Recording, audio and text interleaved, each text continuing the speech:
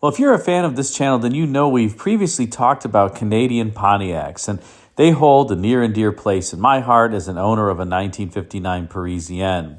But this perhaps represents the ultimate Pontiac, perhaps across the US, Canada, and around the globe, because it is so rare and so awesome. I am beyond words that one still exists.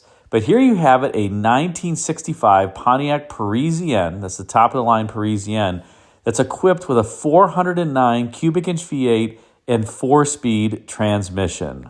Now, back in the day, if you were going to buy a Pontiac north of the border, there were 3 different choices in the lineup. Top of the line was the Parisienne that you see here. And recall, for those who are not familiar, that if you bought a Pontiac in Canada, or in some cases in other export destinations for the car, that the body was basically a Pontiac body, but the chassis and the underhood componentry was effectively Chevrolet. So you had Chevrolet engines and transmissions as well as chassis components on your Pontiac. And this was interesting because it led to, while in the U.S., Pontiac had the so-called wide-track look that it introduced for 1959, that did not translate to Canada because, well, the Pontiacs in Canada did not employ the Pontiac frames. They employed the Chevrolet frames, which were much narrower track, leading to the issue that you see here with my 1959 Parisienne, where it looks like a hippo on a bar stool with this huge body overhanging the wheels for that reason.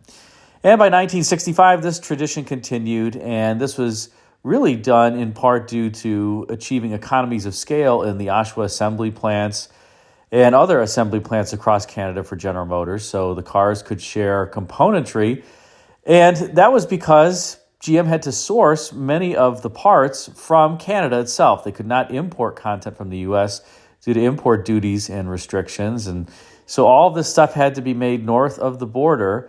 And as a result, GM had to find creative ways to get economies of scale. And the principal way they did that was employing a lot of Chevrolet componentry on the Pontiacs. Now, what you're looking at here is a brochure picture of the Laurentian, which was the mid-level Canadian Pontiac. The Parisienne was at the top, the Laurentian was at the middle, and then at the bottom end, you have the Strato Chief. Ooh, the Strato Chief. Of course, there were wagons as well. There was the Safari Parisienne, the Safari Strato Chief, as well as the Safari Laurentian that you could pick from in the event that you wanted a wagon. Now let's return to this special car, this 1965 Pontiac Parisienne from Alberta that's equipped with a 409 cubic inch V8 underhood and 4-speed transmission from the factory. Now, I believe GM of Canada only produced about 70 409 cubic inch V8 equipped cars for 1965 Pontiac. So this is super rare. And on top of that, I don't even know how many of those were manual transmissions. So this has to be a one of one. And it's a shame it's not in better shape. I mean, if this car were in mint condition, it would be worth a fortune. And I suppose one could restore it. You can restore anything, but it would take a considerable amount of money to restore this car.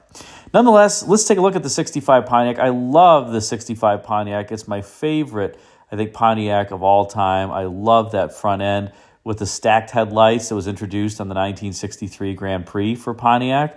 It carried over here for 1965, and I think a bit better execution because the bright light that's on top is stacked a little bit proud of the bottom regular headlamp and in a bit more exaggerated fashion than it was in 1963. And I think it just gives the front end this beautiful dimension of kind of forward motion. And here you can see that a little bit better in terms of the headlights. And of course, the Pontiac Arrowhead, that kind of boat feature, if you will, to the hood, which marked a number of Pontiacs for years to come, probably most prominently featured on the Grand Prix that ran from 1973 through 1977. I think another attractive car.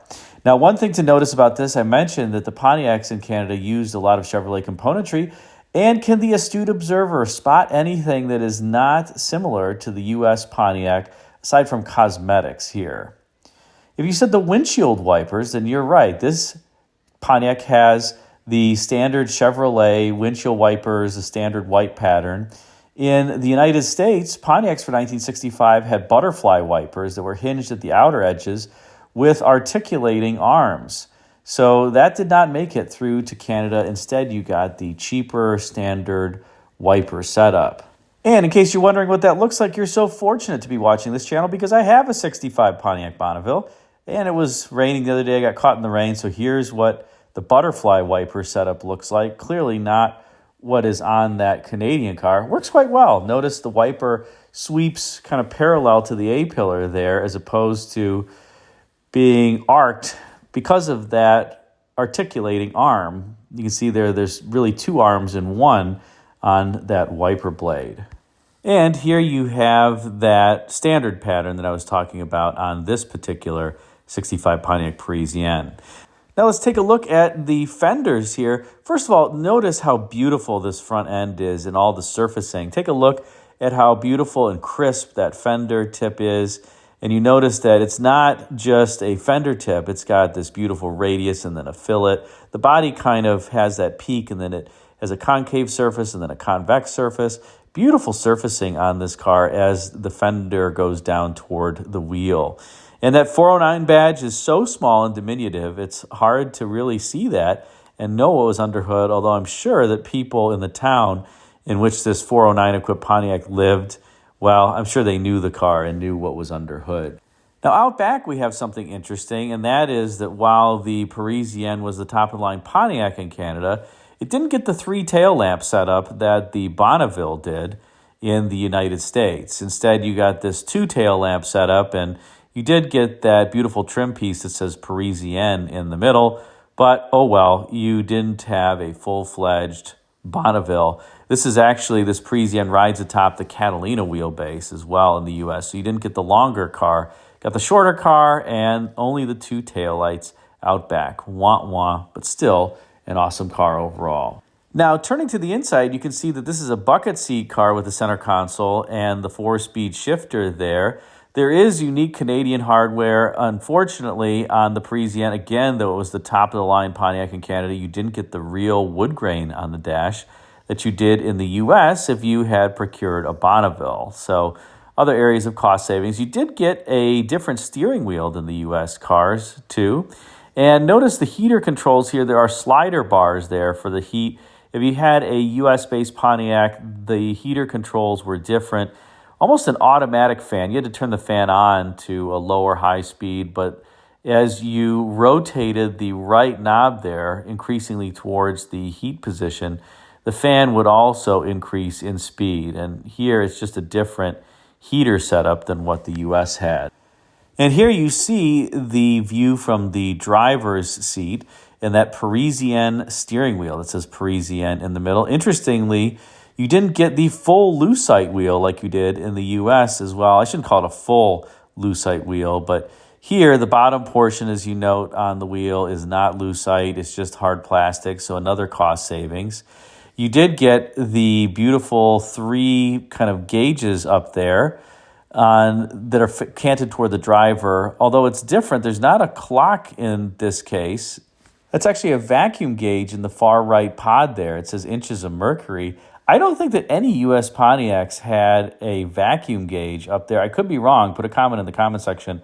I've only seen clocks in that particular position, but again, like I said, maybe I'm wrong. The middle pod is the charging, discharging the battery gauge. But you notice the center console and the three pedals and the RPM gauge off on the left of the speedometer. Now, while you didn't get a clock in that particular pod, you got the clock down here on the center console. And I think this center console is unique to the Parisienne Sport Edition, the Custom Sport Edition. I don't believe the center console like this was offered in the U.S.-based cars. I've seen plenty of Grand Prix that have the vacuum gauge on the center console as well as the RPM gauge on the left of the speedometer, but this center console does not look familiar to me for other full-size 1965 Pontiacs. But again, put a comment in the comment section if you think I am in error here. Here's the RPM gauge off to the left of the speedometer. Pretty standard fare, but notice the speedometer is in miles per hour, not kilometers per hour. That's because Canada did not switch over to the metric system in their vehicles until the 1978 model year. So if you buy a 1977 or earlier vehicle in Canada, it will have the speedometer in miles per hour, the odometer in miles, as opposed to kilometers. And here we have the best part of the car, and that is what's under hood, the 409 cubic inch V8 engine. Now, the standard engine in 1965 Pontiacs was a 230 cubic inch six-cylinder engine. One up from that, there was the 283 cubic inch Chevrolet V8. One up from that, there was the 327 cubic inch V8. Then there was this 409 that came in two forms, one which was 340 horsepower, which I believe is what is shown here. And then there was another one that was a 409 that was 409 horsepower with solid lifters and a hot cam. If anybody knows, first of all, if anybody knows where this particular Pontiac is, drop me an email at rareclassiccars@yahoo.com. Or if anybody knows of where any 409 Pontiac is, especially if you want to sell it, let me know.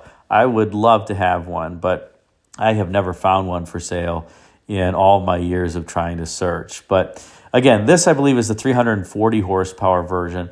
Pretty sweet indeed. And the 409s, even in 1965 Chevrolets, were quite rare. This was the end of the run for the 409. And so to have it, have it, period, and then to have it in a Pontiac is just an absolute amazing piece of machinery that we're looking at here. Now, interestingly, I don't think this car has much in the way of power accessories. I don't see power brakes, and I don't even see a power steering pump. Clearly doesn't have air conditioning, and maybe I'm just not seeing the power steering pump, but I don't see one here. So this is a Stretch Armstrong car to drive. You really have to be muscling it, but who cares? This has to be one of the coolest Pontiacs that I've ever seen. Despite its unfortunate condition, I hope that somebody restores it and brings it back to its former glory. I think if somebody restored it, the car could bring a lot of money. I would guess a restoration on this car would probably cost $50,000, $60,000. And, well, maybe after that, the car might bring more than that at auction. So depending upon what the purchase price was, it could be worth it. It certainly would be one of one. Imagine bringing this to a car show. Let me know what you think. Put a comment in the comment section, please. And subscribe. It's free. Click the circular icon with the 67 Riviera in the middle there, and you'll get announcements when I post new videos. Thanks again for watching.